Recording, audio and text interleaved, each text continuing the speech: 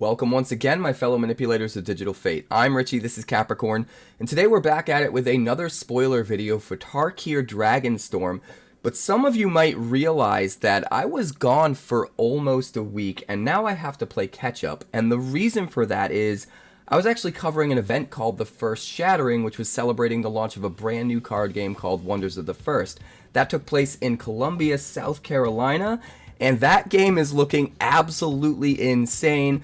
But that is not what this video is about. I have a ton of content coming covering that game and the launch of the game to retail and the entire event and all of the craziness that ensued. So look forward to that. But we need to get caught up on spoilers. So I did do a debut video. I did all of the spoilers that dropped on day 1 of spoiler season.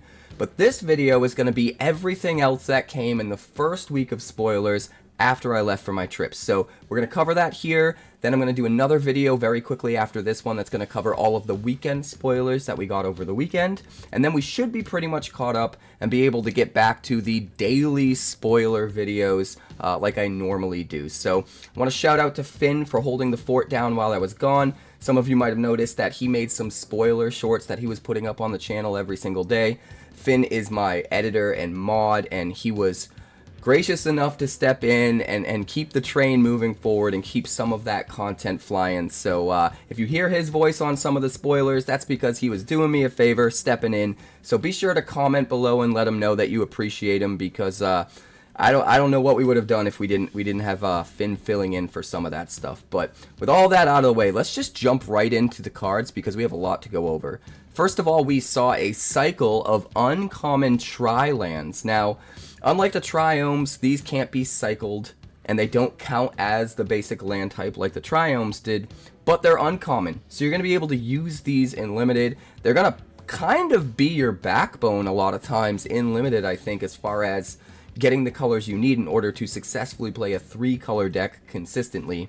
So we do have one for each of the clans. We've got Mystic Monastery for Jeskai. We've got Frontier Bivouac for Temur. And then we've got Nomad Outpost for Mardu. And then we've got Opulent Palace for Sultai. And then we've got Sandstep Citadel for Abzan. Like I said, I think those would be super important for Limited. I don't really think they'll make the cut in Standard, but it is possible that 5-color decks might want to use some of these just to be viable in Constructed.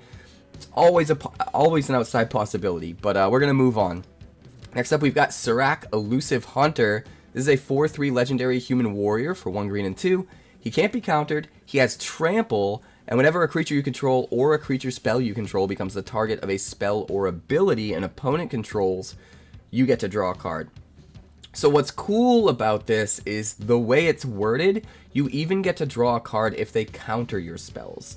If you try to play a creature and they counterspell it, it counts as a spell that you control becoming the target of a spell or ability an opponent controls. So they can't counter Serac, and then once you have him down, everything you play they can't counter without letting you draw a card. So eventually you outcard advantage them, right? Eventually they run out of counter spells. You've been drawing to replace every single one they counter, and then you go over their head with values. So I do think Serac's going to be a really important piece to let aggro decks and mid-range decks have more pop and more potential against control decks. And it's really cool that we get that ability stapled onto a creature that can keep the aggression coming, right? We're not slowing down on putting board presence out. 4/3 Trampler for 3 is still putting a lot of pressure on the opponent, so being able to kind of like have our cake and eat it too there seems really nice. But next up, we've got Snowmelt Stag. This is a common 2/5 elemental elk with vigilance for 1 blue and 3. During your turn, this creature has base power and toughness 5/2, and you can pay 2 blue and 5. This creature can't be blocked this turn. This is super good for a common for Limited, right? It's easily splashable because you have the 1 blue. It helps you defend really well as soon as it comes down, and the vigilance means it swings well too. Now, they're probably going to block it and kill it because it'll be a 5/2 when it swings, but I think what it does is it forces the opponent to second guess attacking with too much stuff. Like, they're always going to have to hold back 1/2 power blocker so that they can make sure to kill this if you attack with it. So it slows them down in multiple ways, I feel. It makes them keep back at least one of their creatures so that you can't swing in for 5 with Vigilance, which would be awful for them. And then it also gets to block pretty effectively another creature. So it kind of takes 2 creatures out of the equation a lot of times. I think that's really good for a common. I would not be surprised if this ends up being a nice addition, you know, later on if you're not getting the creatures you want to curve out with in Limited to add to your deck. And the fact that you can just make it unblockable once you're later in the game and you have a bunch of mana and you know, nothing to use it on because you're out of gas means that you can just close out the game with this as well. So a lot of versatility with this card. I think it'll be really interesting to see the psychology behind how this gets used in Limited.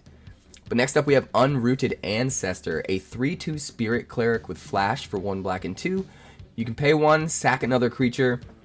This creature gains Indestructible until end of turn, and you have to tap it. The Flash is pretty cool because you can jam this guy in when they're attacking, use it as a combat trick, block their thing, and then you can sacrifice one of your other blockers that's just chump blocking that would have died in combat anyway. So you chump block with one of your 1/1 tokens, you block something like a 3/3 with this that's going to die, and then you sack your 1/1 that's going to die anyway to give this Indestructible so that it stays alive and their guy dies. So you can do some really interesting combat tricks, which I really, really love. But also it can just kind of be aggressive sometimes. And if you're in a sacrifice style deck, an aristocrat style deck, having a sacrifice outlet like this that for just 1 mana is going to let you sack whatever you need to, being able to get extra value off of your stuff dying, I do think there's a lot of versatility in how this card can be used. I think it'll be really sweet in Limited and might even see some play in Standard. But next up we've got Glacierwood Siege. This is from the Siege cycle. There's 1 for each of the clans. Excuse me. As this enchantment enters, you choose Temur or Sultai. If you choose Temur, when you cast an instant or sorcery spell, target player mills 4 cards.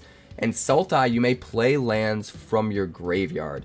So what's cool about this one is it almost feels like it has 3 modes, even though it only has 2. All of the Cycle of Sieges have 2 modes, but this one kind of feels like 3. Because you can choose Temur in a self-mill deck, and every time you cast an instant or sorcery, you get to mill to fill up your graveyard so you can do all the crazy stuff you want to do. But you could also choose Temur in just a straight up mill deck against your opponent where you're trying to mill out your opponent as quickly as possible. And then every time you cast an instant or sorcery spell, you get to mill them out. So I feel like there's a couple different ways you can use that Temur. And then you also have Sultai in the mix as well, where you just get to just play lands from your graveyard. And what's cool too is if you get a second copy of the Glacierwood Siege, you can do Temur for the first one, and then if you do end up having a bunch of lands in your graveyard by the time you draw the second one, you could name Sultai, start playing all that stuff from your graveyard that you got in there with the first one naming Temur. So pretty interesting ways to use this, I think. I don't know how good it will actually be at the end of the day. It's a little bit of a do nothing the turn that you play it. So it's going to require some testing, but I'm hopeful that this one ends up seeing some play in some decks. Next up we've got Venerated Stormsinger, a 3/3 Orc Cleric for 1 black and 3. It has Mobilize 1, so whenever it attacks, you create a tapped and attacking 1/1 Red Warrior creature token, and then sacrifice it at the beginning of the next end step. Also, whenever this creature or another creature you control dies, each opponent loses 1 life and you gain 1 life. So this is like an overcosted, bigger statted version of like a Blood Artist style card, which I kind of like. I don't really want to pay extra mana for extra stats on a card like that. It slows it down and makes it a little less efficient, but you have to take into account we also have Mobilize to sort of add value to the amount of mana that we're paying. So we're creating something for free that's going to sack itself or can be sacked to one of our sack outlets for even more value. And either way, it's going to trigger the drain from the same card that made it, which is really interesting. It's like a self-contained mini Aristocrats deck in one card, right? You just get this out and eventually they die. Now obviously that's not good enough by itself to do in Standard. You're going to need to double down on the synergies with a lot of other cards, but possibly in Standard as a supplement to all of the other Aristocrats and Sacrifice style payoffs, this could be really cool just because it's a payoff and an enabler at the same time.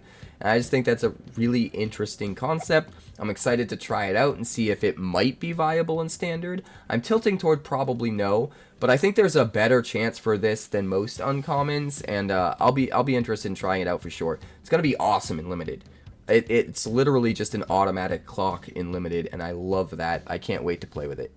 But next up, we've got Sagu Wildling, a 3/3 flying dragon for 1 green and 4, which is very splashable, I might add, which is awesome. When this creature enters, you gain 3 life, but then the exciting part of the card is it has an omen attached to it.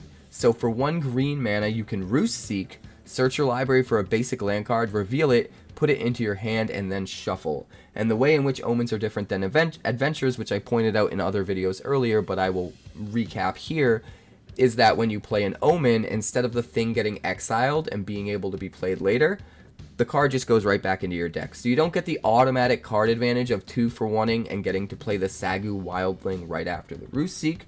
But what you do get is a way to sort of soft counter mill decks by putting cards back into your deck, and you also have the potential of drawing into this and not even playing the Sagu Wildling when you draw back into it and just playing Roost Seek again, and then drawing into it again and just playing Roost Seek again. You can do some really cool things with omens.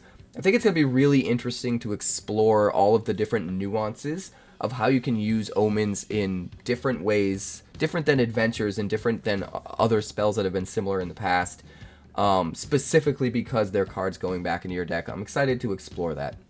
But next up, we've got Fangkeeper's Familiar, a 3/3 snake with flash for 4 mana in the colors of Sultai, and when it enters, you get to choose one of 3 options. You either gain 3 life and Surveil 3, which is sort of the default. If you don't have anything better to do, that's what you pick, just so that you can get some value, which is still nice. If you're in a deck that wants to fill up the graveyard and stuff, being able to essentially stack the best card from the top 3 on top, put the other stuff into your graveyard so that you have fuel, and gain some life to help mitigate a lot of the damage from aggro decks early, that is a lot of value all in one ability, so it's not nothing.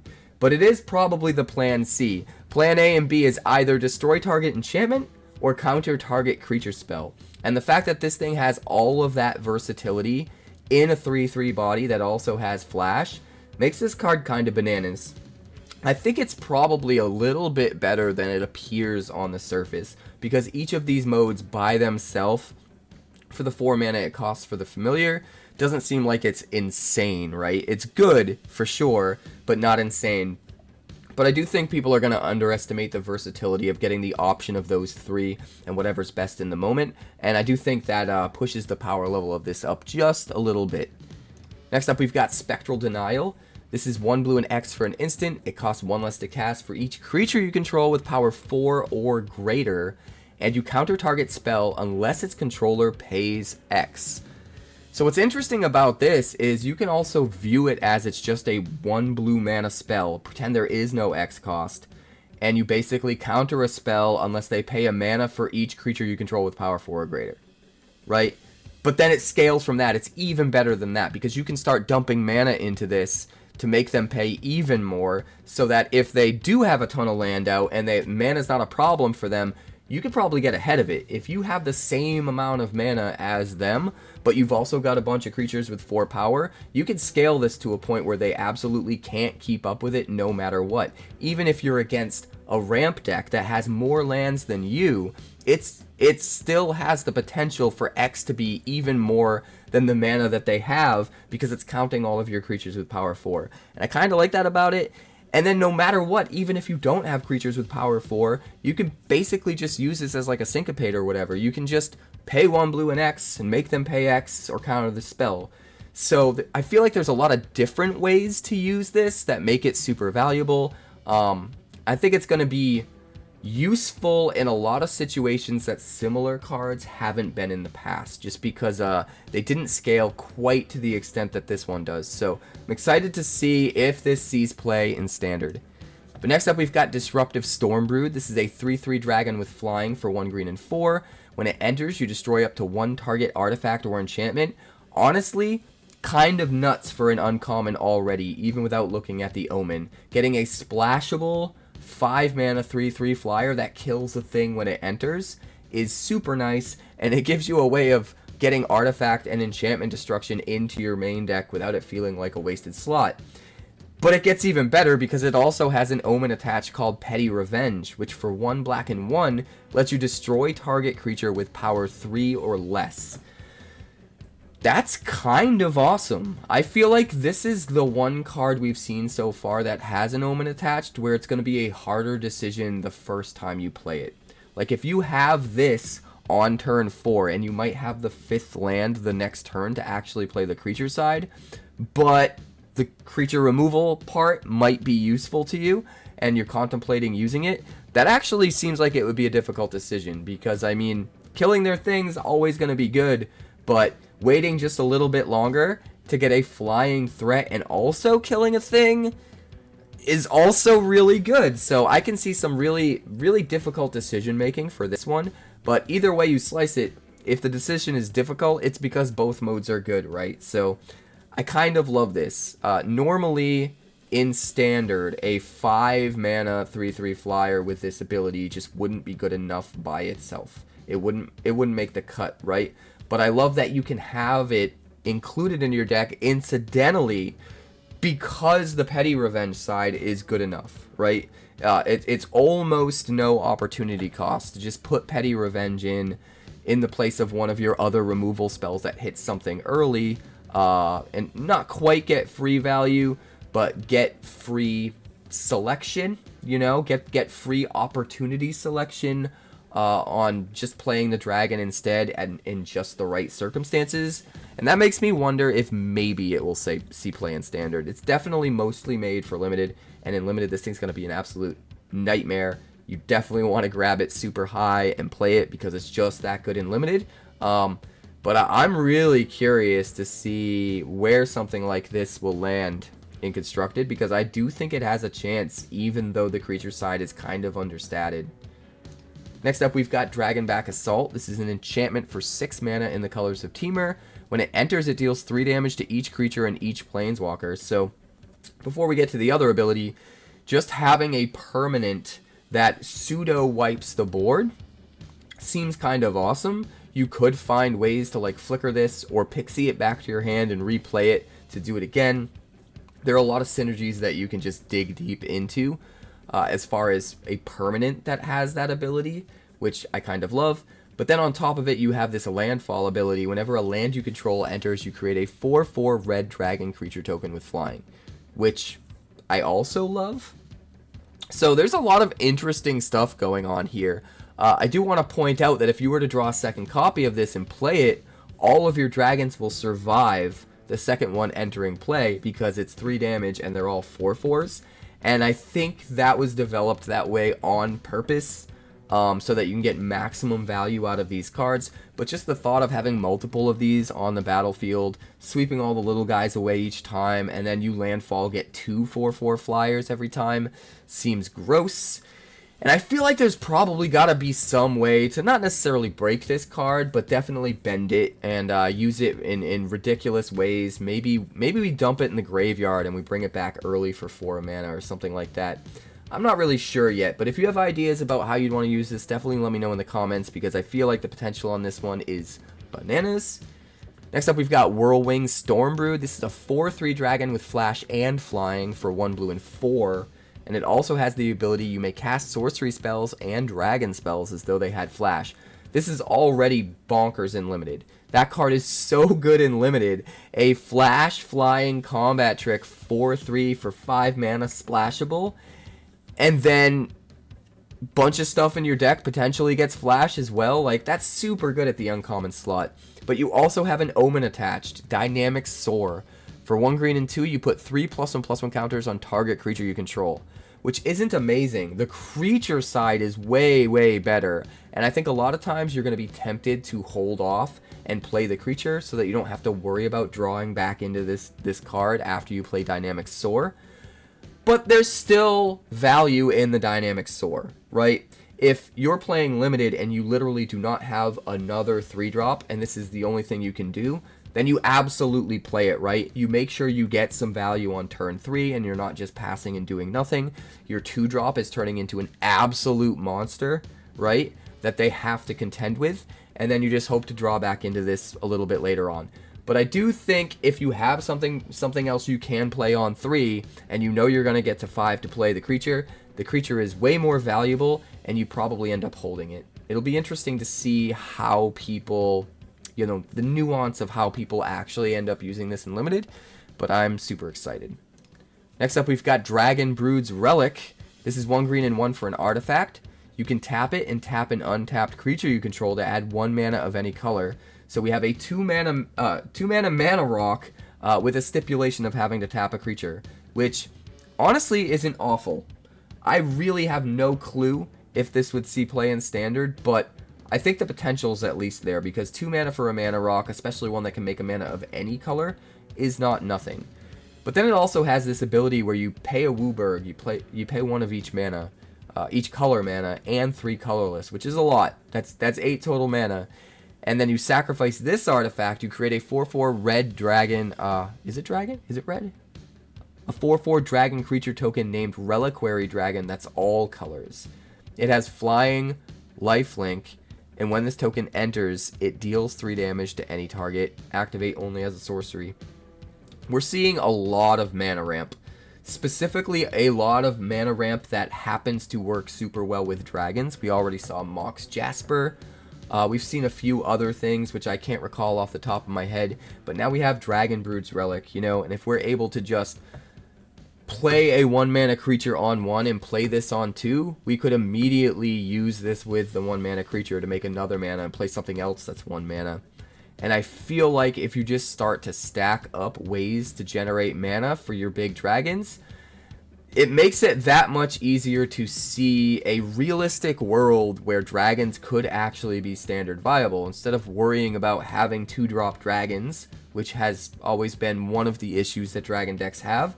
You know, you just get out your mana ramp early, and by turn 3 or turn 4, you're jamming out huge dragons consistently, I think, because there's enough of it. That's definitely one way you could go, and then not lose your value, because later on when you have plenty of mana, you can just get your Reliquary Dragon out of this. All of that seems pretty awesome. I don't know if it's quite going to be good enough to actually make the cut in Standard, but I do think that's the intention of this card and the direction that they're going with stuff like this and Mox Jasper. So it'll be interesting to see if it works and to give it a try. We'll probably build something like that during early access. Next up, we've got Awaken the Honored Dead. This is a 3 mana saga in the colors of Sultai. Each of the 3 color pairings, the clans in this set, have their own saga, it seems. I believe they're a part of a cycle, and it just kind of tells the story of that clan. So this one on Chapter 1 destroys any non-land permanent, which really makes me... It reminds me a lot of Binding the Old Gods. The biggest difference is it costs 1 mana less, but it's a little bit more color intensive, which kind of cancels out to me. I always loved Binding the Old Gods, so I immediately perked up when I saw this card, and I'm pretty interested in it. On Chapter 2, you mill 3 cards, and then on Chapter 3, you may discard a card, and when you do, return target creature or land from your graveyard to your hand. Kind of love this. Once again, we have another card that works decently well with Roots. It's a way to just sort of include a removal suite in Roots without slowing down on your synergies, because on Chapter 2 you put more stuff in your graveyard. On Chapter 3 you can pull something out of your graveyard and trigger the Roots. So I do think there's a lot of value here, especially if you're using Overlord of the Balemerc, because a Balemerc cannot pull another Balemerc out of the graveyard. But if a Balemerc ends up milling another Balemerc, and you have Awaken the Honored Dead, eventually when Awaken the Honored Dead hits 3, you can pull out the other Balemerc with the Awaken the Honored Dead, and then play the Balemerc to mill more and pull even more things out. So I think it adds even more value in conjunction with a card like that, which is pretty cool. And I think that's mostly how this card is meant to be used. Not necessarily with Insidious Roots, but definitely in some kind of a self-mill deck that just generates a bunch of value with just one card, as long as you play it correctly. But let me know in the comments how you feel about this card and what you could see yourself using it in, because I do feel like it's a pretty good one. But, you know, Chapter 2 and 3 aren't like super impressive, so it might slip under the radar. Next up, we've got Auroral Procession. This is a 2-mana instant in the colors of Simic. Return target card from your graveyard to your hand. I kind of love this. Here's the thing. It feels a lot like a tutor, right? It feels very much like it's a tutor. It doesn't search your library, though. It just searches your graveyard. It's got the same cost as some of the better, more aggressively costed tutors, like Demonic Tutor, which is kind of awesome. And it just has a different hoop you need to jump through. You need the thing in your graveyard. But there's so much stuff that fills up your graveyard these days that shouldn't be difficult. And then you have the added silver lining value of this being instant speed. So you just hold on to it, and you hold up instant speed interaction, and you just control your opponent's board. And then at some point, if you have leftover mana at the end of your opponent's turn, you can basically just get back whatever's the most important card that you've played already, or that's been self-milled. The more I think about it, the more I feel like this is like almost a version of Demonic Tutor. It's only going to be a Demonic Tutor you can use in very specific decks that do very specific things, fill up their graveyard quick, or are always going to have like instants or sorceries that are important that you're using as you're curving out that you know are going to go to the graveyard, so that by the time you need more gas, this has like the perfect targets to target and get back whatever you need. So I do think in the right deck this could be absolutely nuts. I also think that in Limited this is going to be bananas, because in Limited the games will go longer and you'll have a much wider selection. You'll be able to just bring back your bomb, and like I said before, you'll be able to do it at instant speed, so you don't have to commit to it on your turn. You can hold up interaction, you can play it safe, and then if you do happen to have extra mana left over, you just get back your best thing, your bomb or whatever, and just take over the game with it. So yeah, this card's going to be really, really good. It won't be super good in every deck, but the decks it is good in, it will be good enough that I think it might turn some heads. But next up, we've got Runescale Stormbrood. This is a 2/4 dragon for 1 red and 3. It has flying.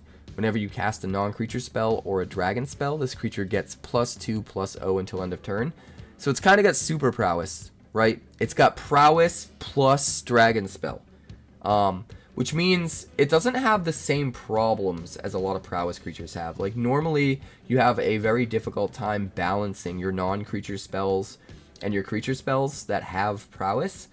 But with Runescale Stormbrood, it's just like, whatever, include some non-creature spells for your removal suite and stuff, but like, you don't have to worry as much about, you know, getting the numbers so perfect and just right, because if the deck's got a bunch of dragons in it, you're kind of filling in that slot as well. So I kind of like that about it. It's going to be really, really good in Limited. All of these Omen dragons are going to be super good in Limited. Just the versatility is nuts. The splash ability is nuts. The invasion is going to be really important.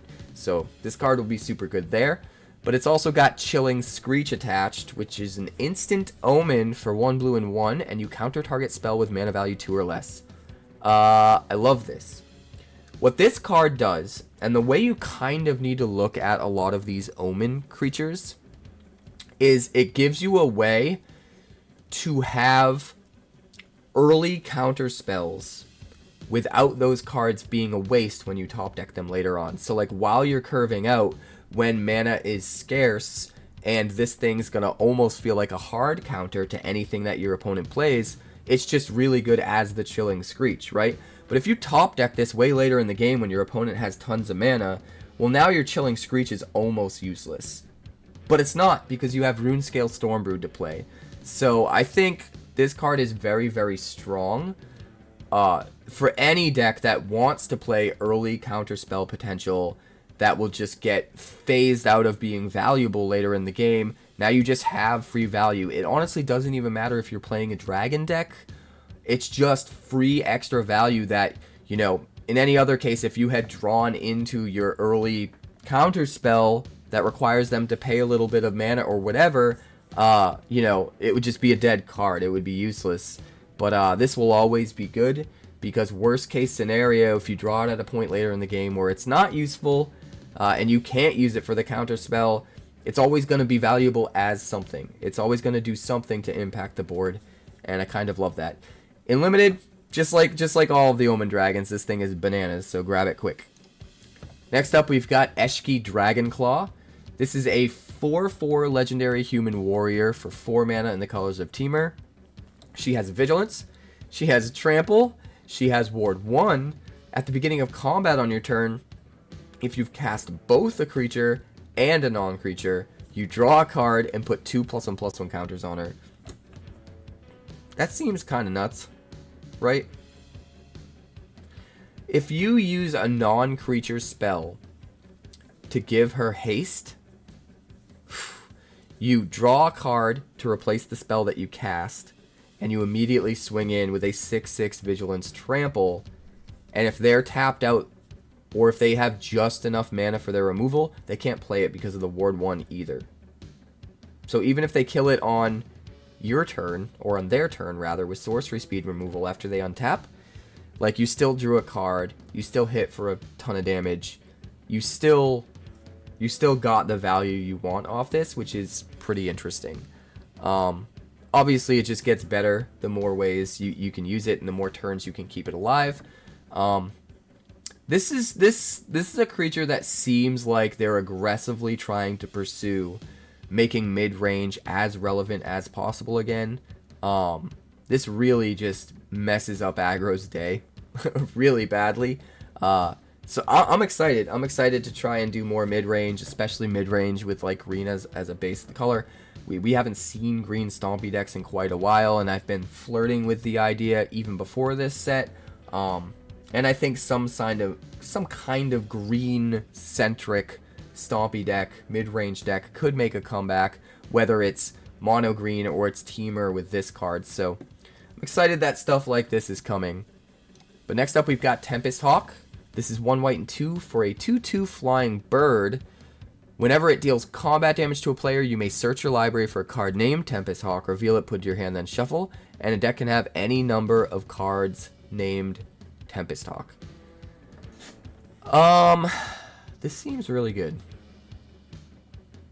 In limited. If you're in draft and everyone undervalues this, and you can just get your hands on a bunch of them, this card's going to be stupid. Like, evasion in limited is going to always be a premium. Granted, in this set, it's not quite as good because there are so many flyers, there are so many dragons, that you're not going to get through for damage and eke out games as often as you would in other sets. But it's still going to be super, super important. And your opponent's definitely going to have flyers, so you're going to want your own flyers to contend with those flyers. But anyway, to bring this back full circle, having a 2/2 flyer that can swing over their ground dudes, and when it does, you just find another one, and then those 2 hit and you find 2 more, like, that can close out a game super quick if they don't have any flying blockers. So I do think in limited, in the right situation, this could be nuts.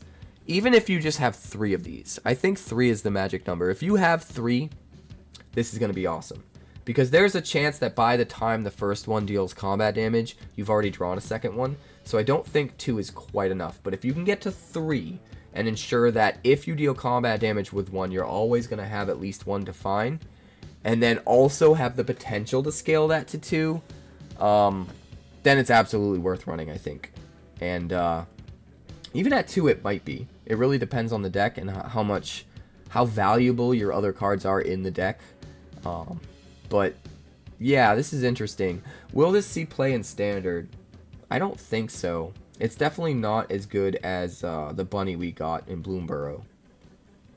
But I mean, it's possible. I'm trying to think of ways that could really abuse this. I mean, haste would be helpful. You could immediately swing in, grab another one to replace itself, which seems kind of awesome. I don't think it's really meant for Standard. That's why it's a common. But if you have any ideas, let me know in the comments. And like I said, in limited, if you can just get your hands on at least 3 of these, it's going to be nuts. I really do think it's going to be nuts. Next up, we've got Sarkhan's Resolve. 1 green and 1 for an instant, and you get to choose one. Target creature gets +3/+3 until end of turn, or destroy a creature with flying. So some nice combat trick removal versatility, right? You get one of 2 options. You could pump your dude to just win if they would have gone down to 3 life. or you can pump it as a combat trick to kill their guy and make yours survive, or you can just nix a flyer, all of it at instant speed. Seems fine. Nothing crazy or whatever, but some nice versatility in your removal suite for sure.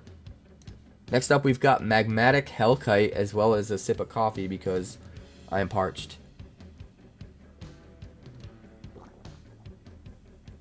Oh, that's so good. Nectar of the Gods. A 4/5 dragon with flying for 2 red and 2. When this creature enters, destroy target non-basic land an opponent controls. Its controller searches their library for a basic land card, puts it onto the battlefield tapped with a stun counter on it, and then shuffles. Okay, now we're talking. We already had Krenko's Buzz Cutter, which kind of did this.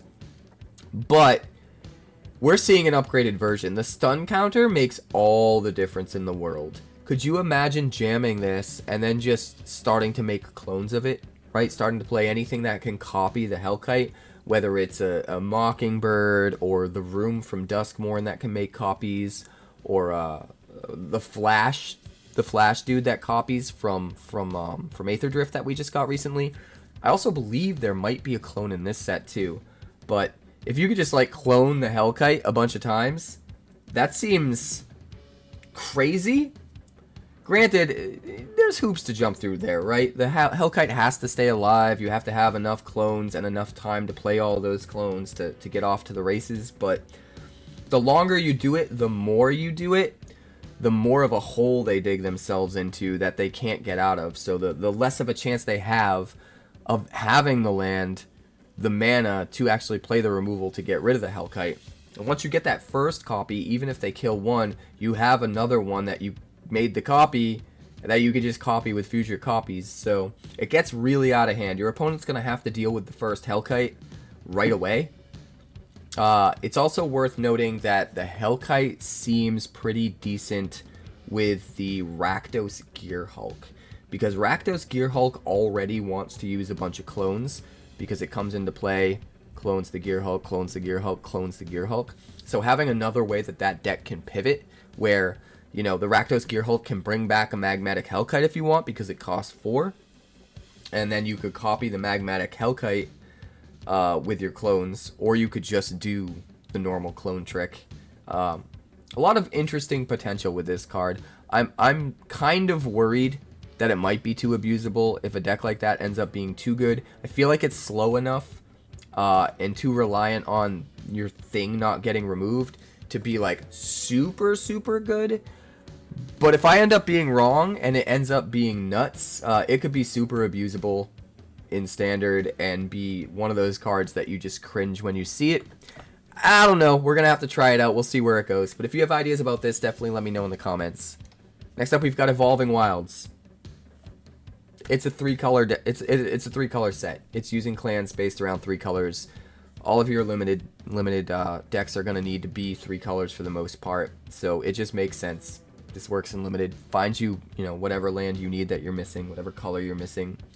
It's easy fixing at the common slot. Next up, we've got Fortress Kinguard.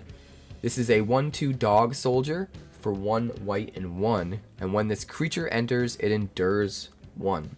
It's actually pretty good. It can either be a 2-mana 2/3, or it can be a 2-mana 1/2 that also makes a 1/1.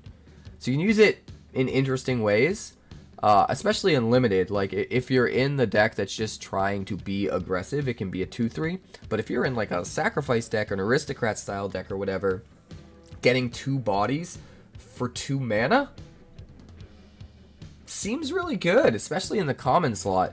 Just go super wide with things that you can buff up or sacrifice to get value, and that seems nice. So I actually can't wait to mess around with this guy in limited. I think he's going to be really good there.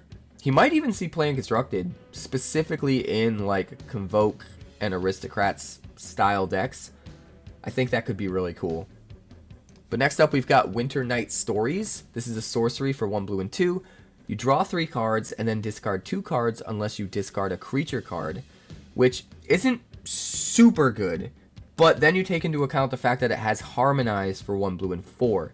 So you can play this from the graveyard. Harmonize is basically Flashback.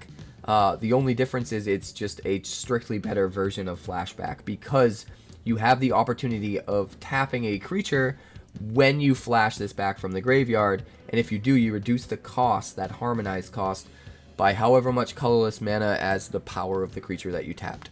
So if you have a 4-power creature out, you can play this from the graveyard for just 1 blue mana, and it starts to kind of give me flashbacks to, what was that 4-mana card draw spell that was super popular in Standard a couple years ago?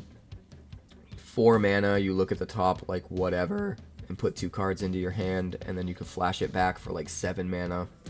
Forget the name off the top of my head. If you remember, let me know in the comments. But this kind of reminds me of that card, because if you do have the 4-power creature, for a total of 4 mana, you could be drawing 6 cards and discarding 2 for 4 mana, and that seems insane.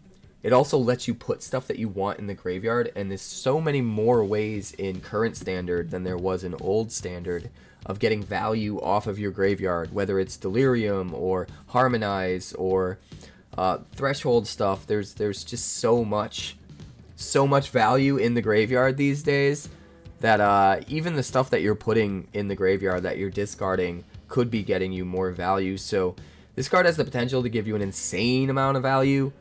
You do have to play it in a creature deck, though. It's not going to be super useful in like a creatureless control style deck that's just gassing up completely. You're always going to want something in play that you tap.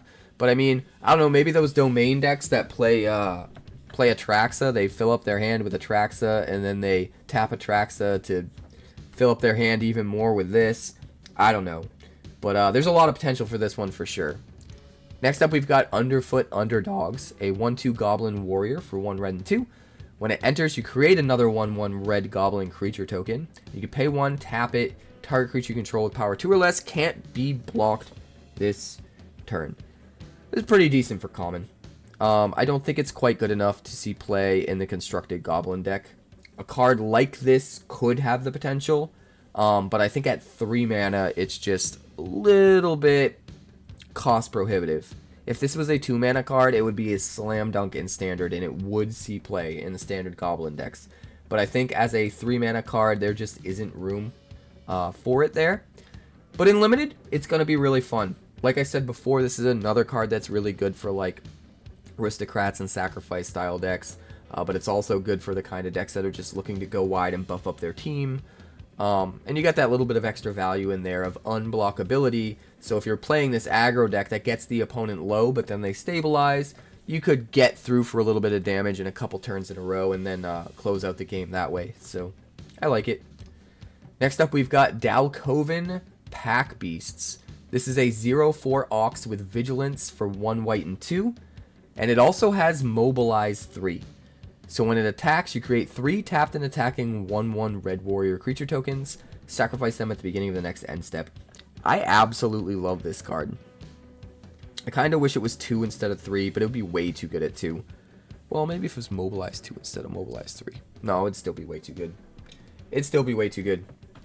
But me loving Sacrifice and Aristocrats, even though I just keep bringing it up, I mean, it's inevitable. I'm going to keep bringing it up because Mobilize is an important mechanic within the set, and it's just perfect for it.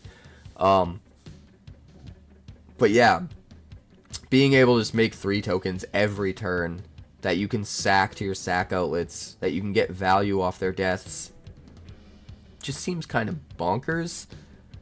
And it's really good in the token decks too with stuff like Caretaker's Talent, right? Being able to make sure you trigger your Caretaker's Talent every single turn, and then if you get to the point where you get it to level 3, now it's making 3/3/3 Red Warrior creature tokens instead of, 1/1s, which is really important to remember. So I just really like this. I don't think it's necessarily meant to see play in Standard. I think it's mostly meant to help the Mobilized decks in Limited. But I'm really hoping this is good enough to see play in Standard, because I think it has the potential to, and it would just be super fun to like trigger 3 sacrifice payoffs every turn for kind of free, for no mana, right? You do have to find a way to keep your Ox alive, but having a 4 toughness kind of helps with that. And potentially there's some other cards you can put in the deck to help that as well. Either way, I just think it's a really cool card, a really cool way to keep fueling any kind of go wide or sacrifice aristocrat style archetypes. So I'll be playing with it a lot for sure. Next up, we've got Severance Priest. Nectar. Severance Priest. Severance is a really good show. Are you caught up with Severance? Let me know in the comments. Don't spoil it for me, though, because I have a few more episodes before the finale that I need to get caught up on. Anyway, Severance Priest, a 3/3 Djinn Cleric with Death Touch for 3 mana in the colors of Abzan. When it enters, target opponent reveals their hand. You may choose a non-land card from it. If you do, you exile that card. So it's like a burglar rat on steroids. When this creature leaves the battlefield, the exiled card's owner creates a XX White Spirit creature token, where X is the mana value of the exiled card. Interesting. So what you're saying is if I choose Mox Jasper or Market Backwalker, they don't get anything. They don't get shit. That seems good. Honestly, even just a 3/3 Death Toucher for 3 is still pretty good. And even if you only get rid of their card... No, you wouldn't only get rid of their card temporarily. Their card will be gone forever. They get a token if they kill the thing. So they get value back, but they don't get the card back. I think that's an important distinction to note. The card is just gone forever no matter what. They got a Sunfall. You're running a creature base. That's why a 3/3 Death Toucher is important. Hit the Sunfall. They're never getting that back. If they do happen to kill a Severance Priest, they get a 5/5 token, which is not nothing. That's terrifying, actually. But you're probably killing something better than the Severance Priest when it does die because of the Death Touch, unless they use removal on this. But if they use removal on this, then you got rid of their removal and their Sunfall with one card, which seems kind of good. And then you could probably just get rid of the token too, right? In fact, you could use Bounce to just get rid of the token, or some kind of flickering shenanigans to get rid of the token. I feel like there's value. I feel like there's a lot of untapped value in this card. I think people are going to look at that second ability and think, oh man, they're going to 2-for-1 me, they're going to kill my priest, and they're going to get this big creature. And they might overlook a lot of the nuance to what makes this so good. I think this card is actually really good. Like, getting an important body onto the board and taking their most important card out of their hand is not nothing, regardless of whether they get a token back to replace it later on. The tempo gain is awesome. Yeah, I think this is going to be one that people underestimate slightly. And think that it's not quite as good as it is, because of all the potential value your opponent can get back if they kill it. But I think it'll actually end up being way better than they think. Next up, we've got Descendant of Storms, a 2/1 human soldier for 1 white mana. Whenever this creature attacks, you may pay 2, and if you do, it endures 1. Wow. Savannah Lions is pushed to high hell. Welcome to Savannah Lions power creep. This is stupid good, guys. This is stupid good. Like, you could attack on turn 2 with a 3/2 creature. But it's not just a 3/2 creature. It's a 3/2 creature that keeps this ability, so it can keep giving you value in subsequent turns. It's not like, once you do it once, that's it. So you're attacking with a 3/2 creature on turn 2, and retaining value to use as many turns as you want later in the game to make tokens, to get even bigger, whatever the case may be. That seems nuts in and of itself, but then it's even better if you're just making the creature tokens, I think. Swing on turn 2 for 2 damage, make a 1/1, start to go wide, maybe use it with your Convoke stuff. Yeah, this guy's just awesome. Or girl. This girl is awesome. This girl is really good. It is quite a mana investment. But you get the option, right? You don't have to. Like, worst case scenario, if you have really good things to do with your mana, you just don't use the ability yet, right? It's still a 2/1 for 1 that's swinging in on turn 2, just like a Savannah Lions would be, or whatever would be. And granted, power creep, that's not super good these days, but the thing to remember is even if you can't use the mana or don't want to use the mana right away, the ability will still always be there for later.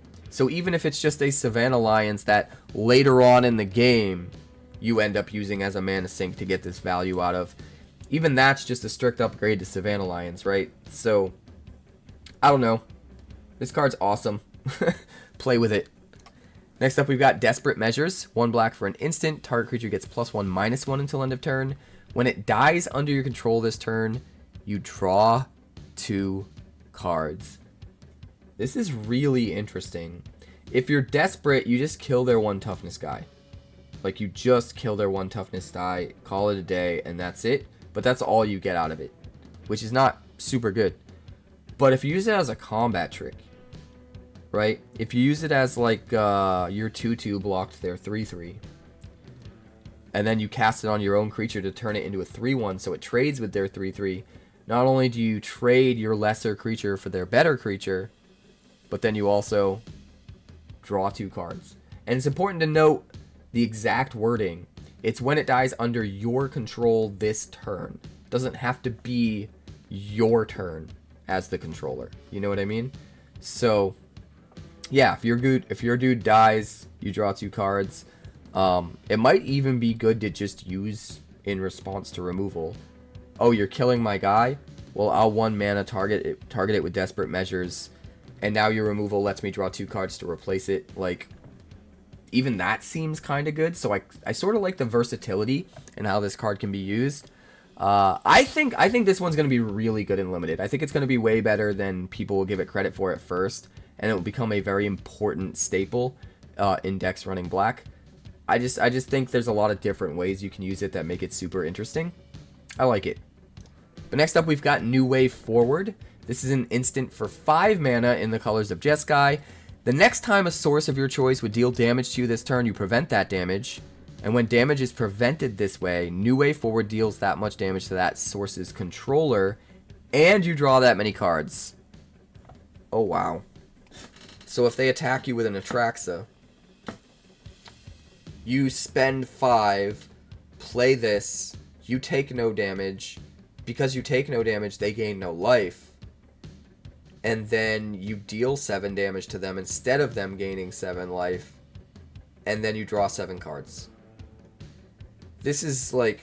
this is almost a hard counter to Atraxa. Is that the...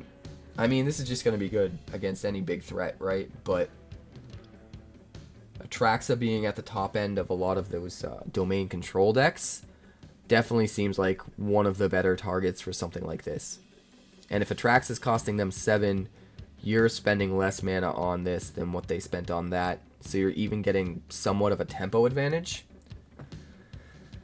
Yeah, this card is going to be good. It's really expensive. I think it probably ends up being a sideboard card or something. But it might not. The thing about it is it's not super useful against aggro decks. So I don't know if you ever want to actually main deck it.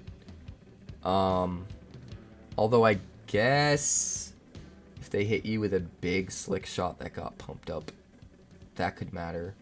But I don't know if you're going to have 5 mana by the time that's relevant. This is definitely one we're going to have to experiment with, because I feel like the ceiling is super high. This could do so much, especially against certain decks, like against that Atraxa I was talking about.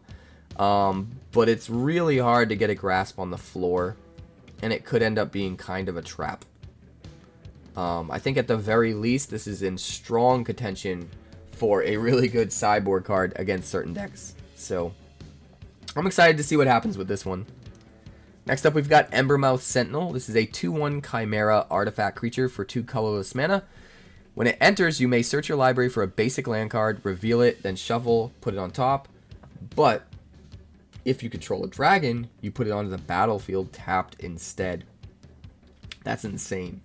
That is absolutely insane for a common. Granted, most of the time, you're probably not going to hit that requirement, especially on 2. If this is the guy that you want to play on 2 to find the land to mana fix you because you're missing a color or whatever, it's not as good. But the thing is, we've gotten cards like this in the past for Limited that didn't have the extra stipulation of if you control a whatever, put it into play tapped instead. So, like, worst case scenario, it's not any worse than those cards, right? Having something that can fix your colors, find you the color that you're missing, while also putting board presence on the table that can trade with their 2-drop, is not nothing. And then if you do happen to have a dragon, it's just insane. It's just utterly insane. And it really makes me wish that we had a 1-mana dragon or a 1-mana changeling in Standard. There is potential. If you could consistently trigger that on turn 2, if there was enough good cards that were worth running, even regardless of the Sentinel in Standard, that would get you a dragon on turn 1, I think this would see Standard play easy. If this can consistently put a land onto the battlefield tapped on turn 2, this card is nuts. That being said, I don't think that's the case. I don't think that's going to happen. But I don't know. It would be cool if it did. I'd be excited about it. If we got just like one 1-mana dragon and one 1-mana shapeshifter, changeling, put a playset of each of them in the deck, where you consistently have one of them out on turn 1, that makes this guy super nuts. Like, a body that just ramps you straight onto the battlefield for only 2 mana is insane. So, the trick is, how consistently can you play it on curve? And that's where things get in the weeds, but I think that's also kind of what balances it out, right? So, play it early to fix if you have to, or play it later when the fixing is less important, but you get sheer value if you do by getting the land straight onto the battlefield. So it's got versatility. It's going to be really good and limited no matter what. Next up, we've got Riling Dawnbreaker, a 3/4 dragon with flying and vigilance for 1 white and 4. At the beginning of combat on your turn, another target creature you control gets +1/+0 until end of turn. Pretty good. That just triggers automatically. You don't have to spend any mana or do any, jump through any hoops or anything like that. Just one of your creatures gets an additional attack, additional +1 power at the beginning of combat. Just does. That's pretty cool. It does have to pick something else, but if you have 2 of these in play, they can pick each other and both be 4/4 flying vigilance dudes, which kind of seems cool. But then it also has an omen attached to it, signaling Roar. So for 1 white and 1, you create a 2/2 white soldier creature token. Again, it just really helps the consistency of the deck. You're always going to have something to play on too. If you have better things to play on too, you probably save this and play it as the dragon. But having that kind of versatility and having it be always useful no matter where you're at in the process of curving out makes this card really, really good, especially for a common. So I'm a broken record right now. All of these Omen Dragons are really good slam dunks for their rarities. They're just great cards. Next up, we've got Zurgo, Thunder's Decree, a 2/4 legendary orc warrior with mobilize 2 for 3 mana in the colors of Mardu.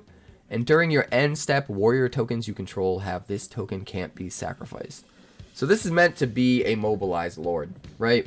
You get this guy out, and all of your other guys that have mobilize abilities are now making 1/1 warrior tokens that are attacking and don't get sacrificed at end of turn. Doesn't mean you can't sacrifice them at all, just can't sacrifice them during your end step, which means you will not be sacrificing them to their own sacrifice ability, and they'll always be around to sacrifice to other sacrifice abilities to get value, to trigger things in aristocrat style decks and in sacrifice decks. So that could be really good. Also, just turning all of your mobilized dudes into dudes that stay because maybe you're trying to go wide, maybe it's a convoke deck or whatever the case may be, also kind of seems good.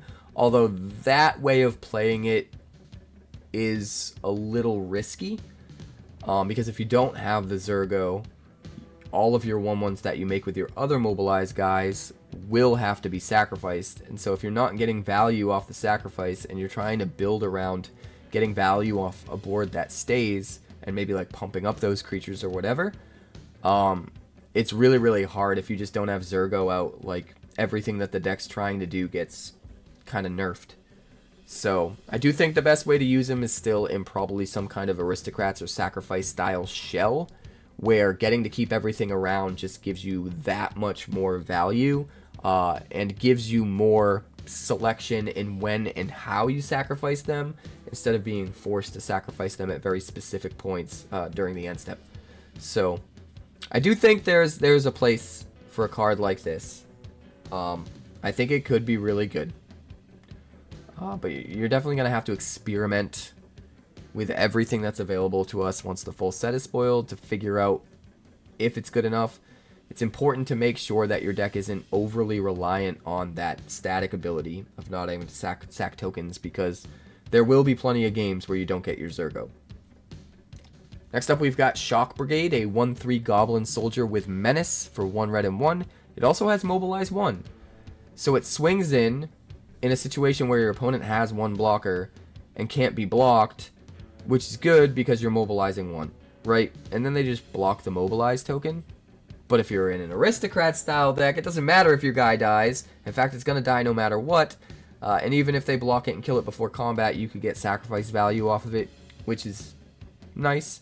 Also, if you manage to get like a few triggers out before they have blockers and then they start to build a board, like you're attacking with the Shock Brigade, you're attacking with 2 or 3 or however many of the 1/1s that you had already made, and you're attacking with the 1/1 that you're making this turn, so it becomes a lot harder to just completely shut it down. Granted, you can only do that if you have Zergo out to prevent them from becoming sacrificed, so that might be too cute, you know, too cute. But I think in any kind of an aristocrat style shell where like the fact that you have a tapped attacking 1/1 is just extra, but really the value is built around having that sacrifice fodder and getting triggers when things die, I think something like this could be valuable. At the end of the day, it's just a common. It's meant to be, you know, on-curve filler for the mobilized deck, and I think it's fine. But next up, we've got Attuned Hunter. This is a 3/3 Human Ranger with Trample for 1 green and 2. And also, whenever 1 or more cards leave your graveyard during your turn, you put a +1/+1 counter on this. So all you got to do is play it, and then start exiling cards from your graveyard and buff this thing to high hell. This could actually be really good. If you have ways to for free exile cards from your graveyard 1 at a time, this could just come down. There's no limit to once per turn, which I'm very surprised about. I thought for sure this would have a once per turn thing, but it doesn't. So if you could just like in sequence exile 5, 6 cards, you could turn this thing into like an 8/8, 9/9 immediately, which seems really good, really crazy. And there's a lot of ways too in this set to turn on abilities for cards to exile themselves from the graveyard as well, which is just an easier way of triggering the Attuned Hunter in Limited, which is also really, really nice. I would not be surprised if someone tries to make a deck in Standard with this and tries to just hard focus on, you know, ways to pull out a bunch of stuff from your graveyard all at once, but not all at once, 1 at a time, so you'll get all the triggers. This could just be like a 3-mana 10/10 Trampler in the right situation, and that could be awesome. We'll probably try something like that at some point. But next up, we've got Perenation. This is a sorcery for 6 mana in the colors of Abzan. Return target permanent card from your graveyard to the battlefield with a hexproof counter and an indestructible counter on it.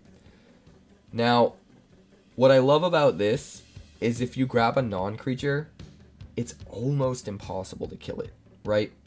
The one big problem card for this is Sunfall. Bring back a creature with this, gets a hexproof counter, so they can't use their targeted exile removal on it, and it has an indestructible counter, so they can't use their untargeted sweepers on it that destroy. But a Sunfall would sweep up a creature that has a hexproof and indestructible counter on it, and that's a problem. When Sunfall rotates in, I believe, August, this card's gonna be nuts. This card's gonna go up in value. I mean, it's hard to say if it'll be good enough, if there will be decks that utilize it well enough. But being able to get something like a Portal of Phyrexia back with this seems bananas, or one of the really expensive enchantments or something like that.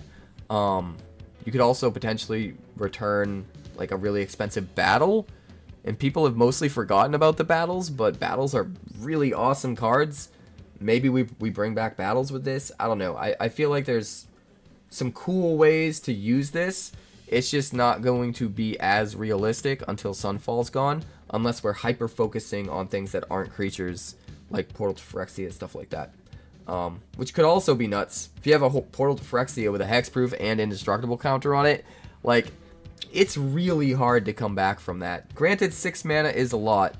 You probably need to play some kind of a ramp deck to get there, but either way, I think this card has a ton of potential. If I was to guess, it's not going to pop off right away when the set launches, but down the road when Sunfall rotates, I have a feeling the time will be really ripe for a card like this to do a lot of work. So, I don't know. We'll see. Next up, we've got Krumar Initiate, a 2/2 human cleric for 1 black and 1. You can pay 1 black and X, tap it, and pay X life. This creature endures X, activate only as a sorcery. What's cool about Endure X is you make 1 spirit token no matter what, but its power and toughness is X. Which is kind of awesome.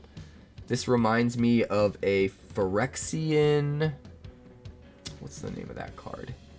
It's 4 mana artifact from Urza's Saga. Phyrexian something or other. It's one of my favorite cards. Why am I drawing a blank on the name? But you have to choose an amount of life to pay when you play it, and then you can activate it to spit out a token that's that big once a turn, every turn if you want to. You never have to pay more life. So this isn't quite as good as that, because every single time you make a token you have to pay life.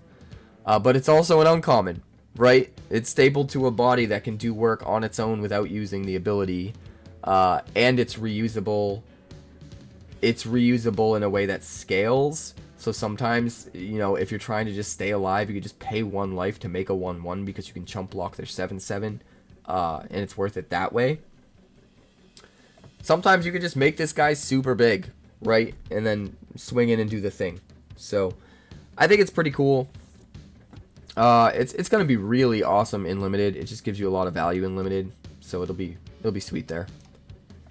Next up, we've got Lie in Wait, a sorcery for 3 mana in the colors of Sultai.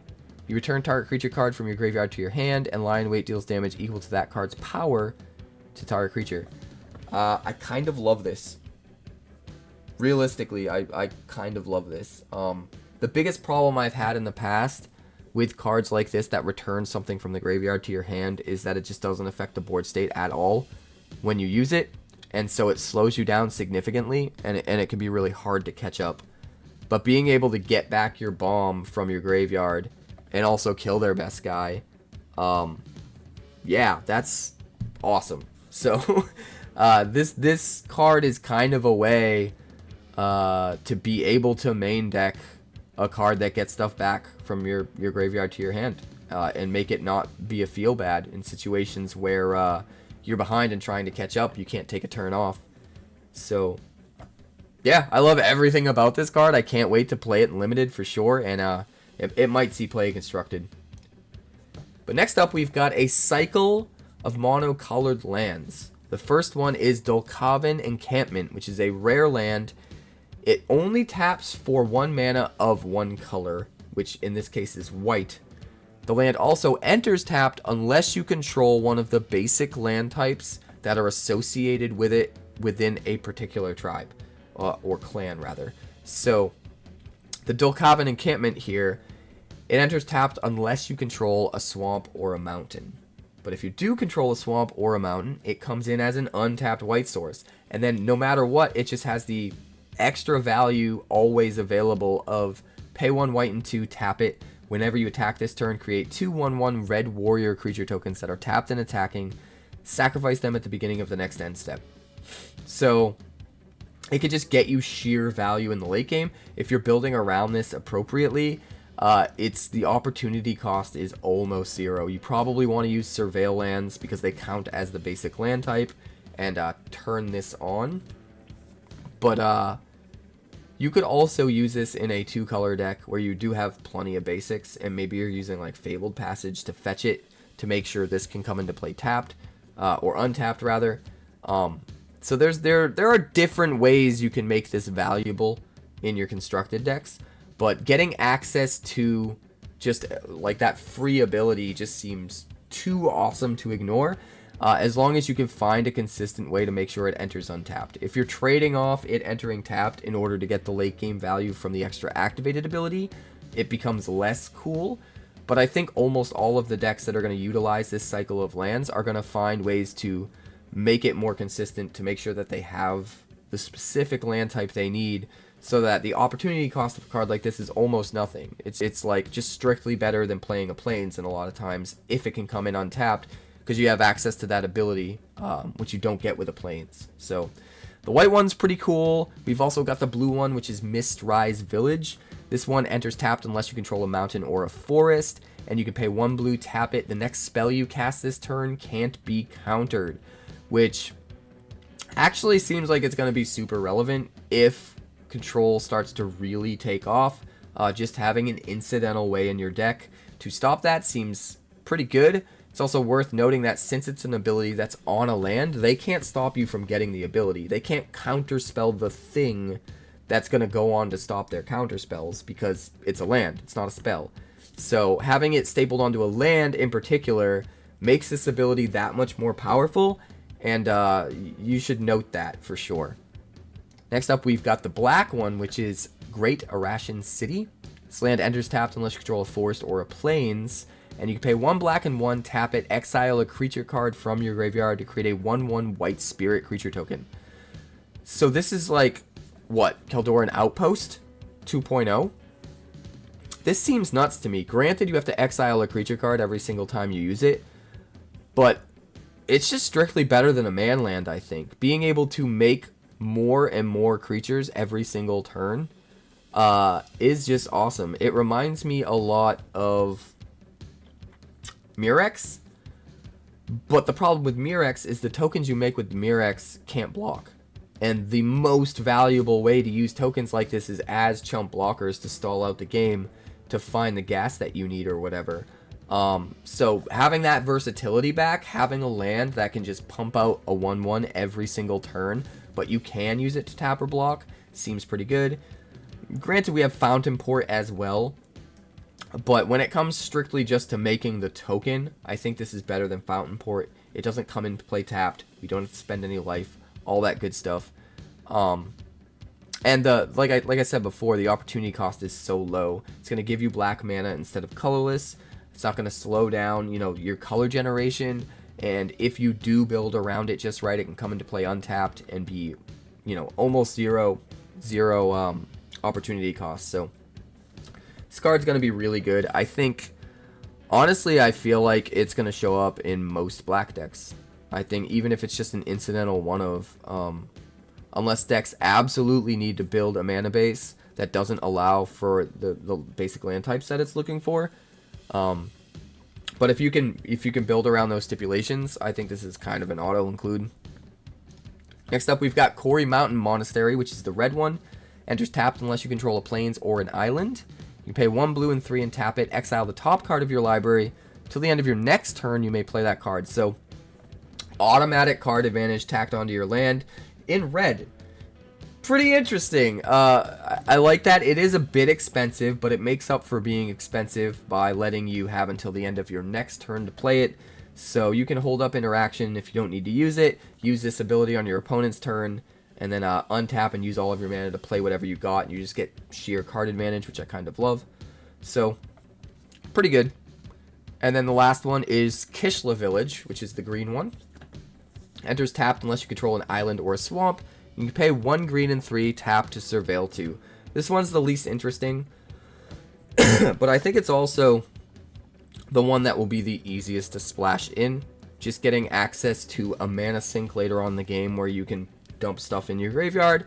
It's going to be decently good for decks that want to see that. But that brings us to the last card of this video, the week 1 spoilers, and that's the 𝑠IB/𝑠IG Ceremony.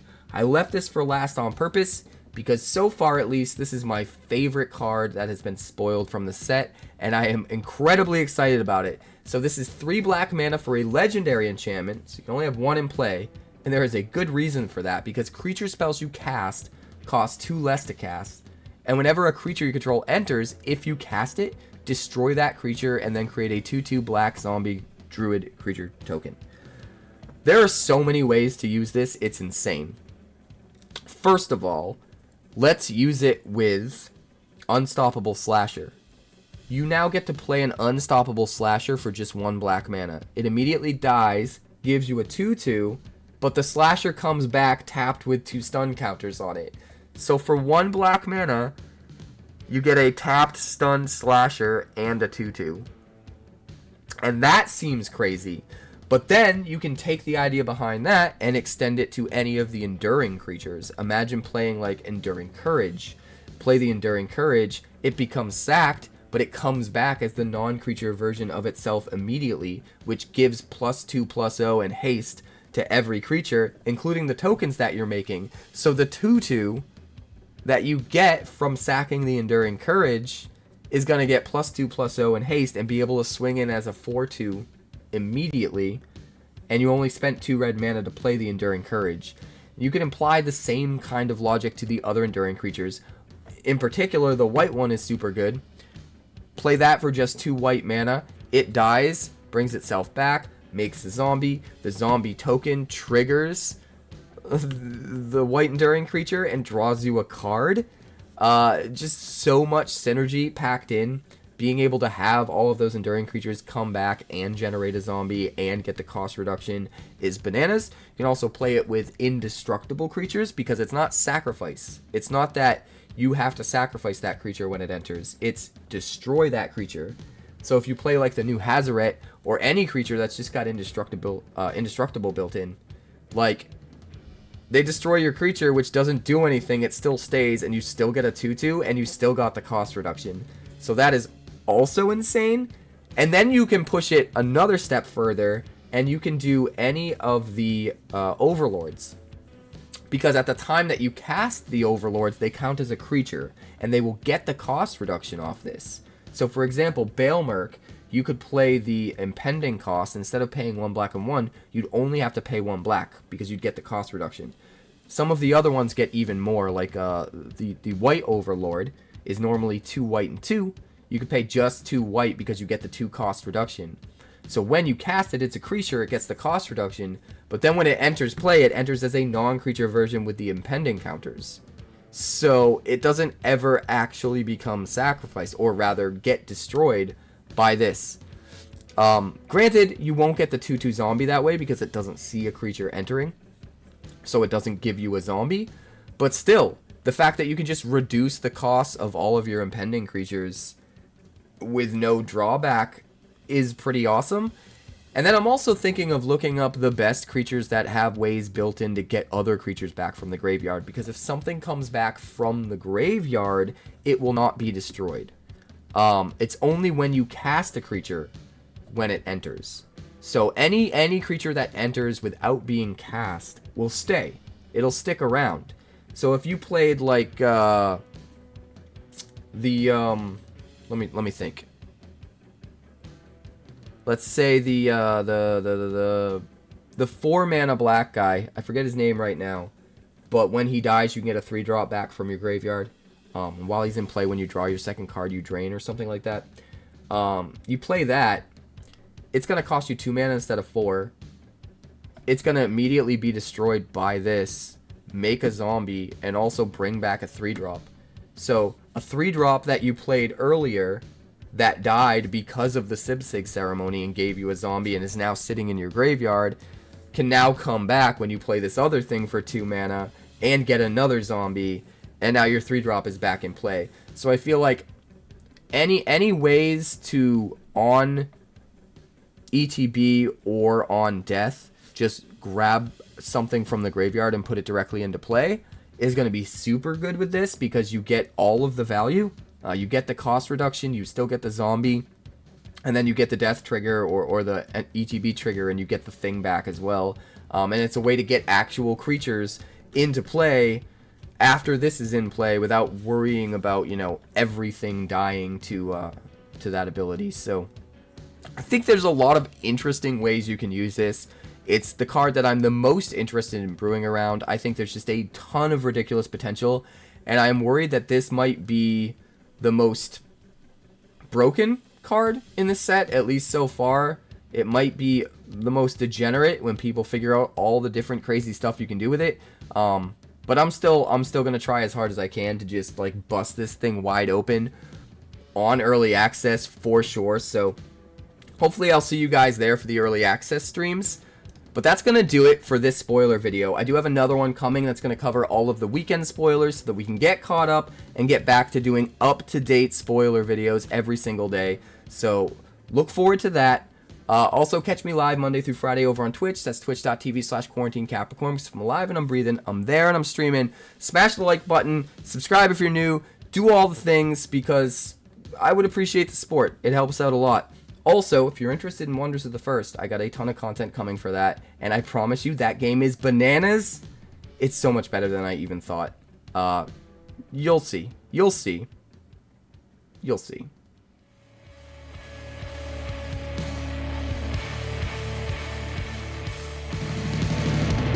Thanks so much for checking out my channel. I'd like to give a huge shout out to all of my patrons over at Patreon. Without you guys, this channel would not be possible, so honestly, thank you from the bottom of my heart for all of your contributions. If you haven't yet, like and subscribe. The more likes we get and the quicker we get them, the bigger this channel will grow and the faster it will grow. I'd love nothing more than this channel to become something very special for you guys, but it's entirely up to you how fast that happens. Also, if you'd like more deck text, that's somewhere over there. And if you'd like to see what else the channel's been up to lately, that's somewhere up that way. Also, subscribe, circle below, do all the things.